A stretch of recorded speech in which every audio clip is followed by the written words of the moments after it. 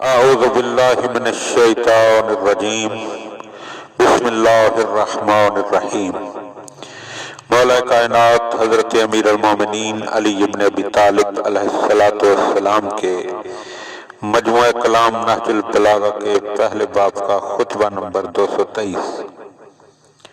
یہ دنیا ایک ایسا گھر ہے جو بلاؤں میں گھرا ہوا اور فریب کاریوں میں شہرت یافتہ، اور اس کے حالات کبھی یکساں نہیں رہتے، اور نہ اس میں فروکش ہونے والے صحیح و سالم رہ سکتے ہیں۔ اس کے حالات مختلف اور اتوار عدل بدلنے والے ہیں۔ خوش گزرانی کی صورت اس میں قابل مذمت اور امن و سلامتی کا اس میں پتہ نہیں۔ اس کے رہنے والے تیر اندازی کے ایسے نشانے ہیں کہ جن پر دنیا اپنے تیر چلاتی رہتی ہے اور موت کے ذریعے انہیں فنا کرتی رہتی ہے۔ اے خدا کے بندو، اس بات کو جانے رہو کہ تمہیں اور اس دنیا کی ان چیزوں کو کہ جن میں تم ہو، انہیں انہی لوگوں کی راہ پر گزرنا ہے جو تم سے پہلے گزر چکے ہیں، کہ جو تم سے زیادہ لمبی عمروں والے، تم سے زیادہ آباد گھروں والے، تم سے زیادہ پائیدار نشانیوں والے تھے۔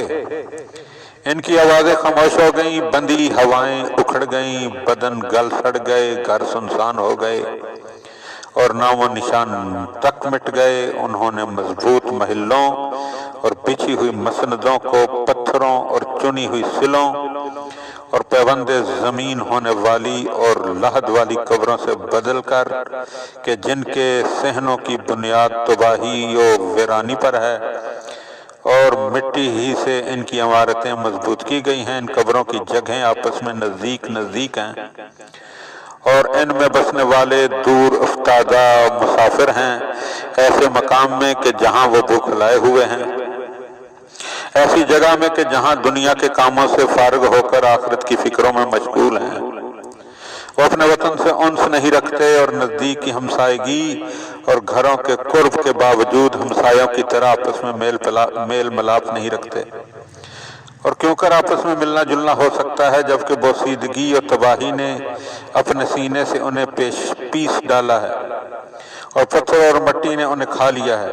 تم بھی یہی سمجھو کہ گویا وہیں پہنچ گئے جہاں وہ پہنچ چکے ہیں، اور اسی خوابگاہ قبر نے تمہیں بھی جکڑ لیا ہے اور اسی امانت گاہ لحد نے تمہیں بھی چمٹا لیا ہے۔